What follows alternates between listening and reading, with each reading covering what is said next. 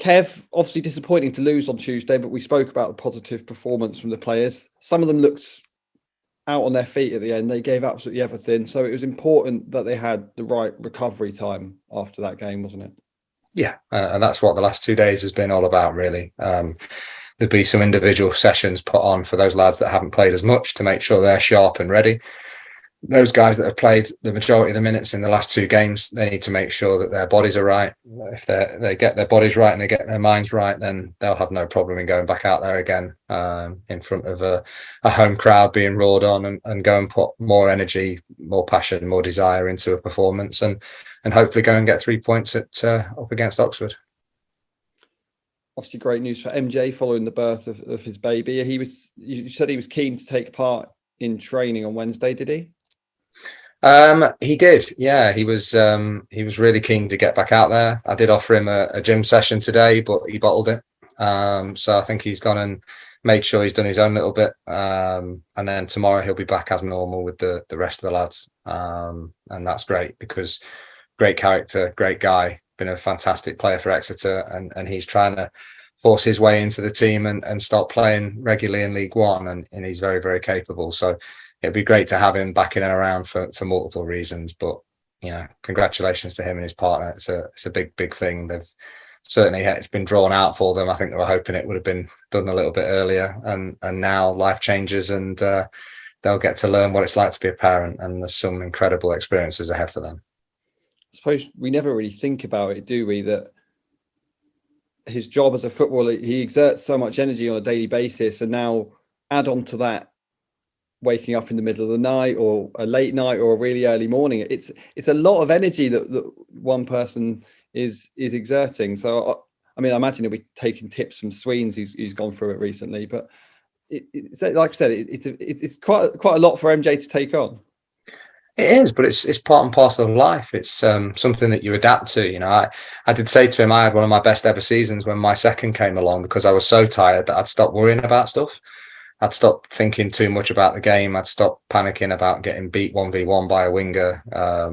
And I just went out there and played football. And I think the release of having a job that allows you to put your boots on, get outside with your mates, run around, play football, try and get better. I think that is a great thing for somebody who's going to be experiencing less sleep, disturbed sleep, and the stresses and strains that become with being a new parent. But he's not the first that it's happened to. He won't be the last, and I have no doubt that he'll react to it and be ready for us when he's needed.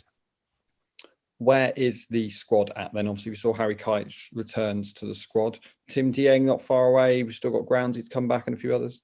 Yeah, I think the vast majority, other than Cal Taylor, the vast majority are within weeks. We should have a couple more options at the weekend, and then going into the following week, there'll be more coming back into training, getting ready for the game after that. But it's good that these guys are coming back. They're in really good hands with Gareth Laws, and I'm looking forward to working with them. But at the moment, it's just all about those lads that are getting ready for Oxford. Looking at that game then, Oxford had the luxury of no midweek fixture. For us, is it about finding that extra gear of energy to match where they perhaps will be, having not played midweek?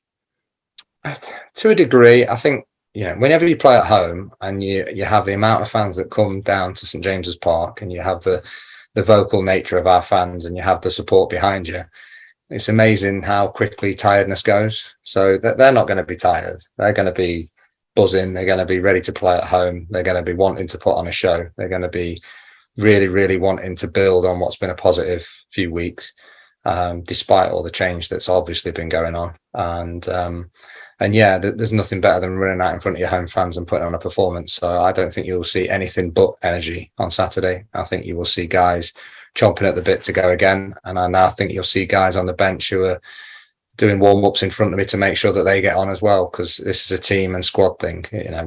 We've not got a massive squad. So every game, everybody's going to be needed. I often talk about iron sharpens iron, and our guys have got to make sure that they're lifting each other up, they're getting better and pushing the next person to get better. And if you've got that competition for places in the starting 11, and you've got lads that are ready to come on and put in a shift from the bench to make sure that you get the result that you need, then you're going to have yourself a very good environment and a very good chance of winning games of football. When you sit down with the team tomorrow and the analysts and perhaps take a closer look at Oxford, what areas do you think they're going to pose their biggest threat? I think they've got good individual players. I think they've got a nice balance of technical work or technical players. They've got a nice balance of pace. They've got experience and they've got youth.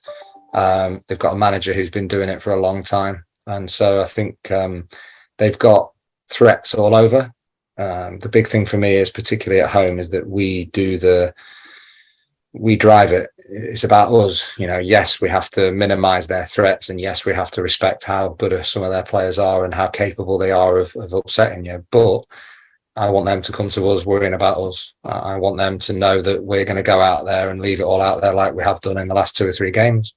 I want them to be thinking about how they're going to stop us. And I want our lads to go out there confidently knowing that they are good players playing in a good team and they're ready to go and kick on again. And finally, then, on a lighter note, are you looking forward to the Nicholson song from the Big Bank on Saturday? That would be special. Yeah, my kids are going to come along to the game, and so it'll be good. Although, to be fair, my eldest just wants them to boo. She's vicious. She just wants people to go for me. So yeah, I'll hope that we get the chant and the positive nature, and we get the result that goes with it.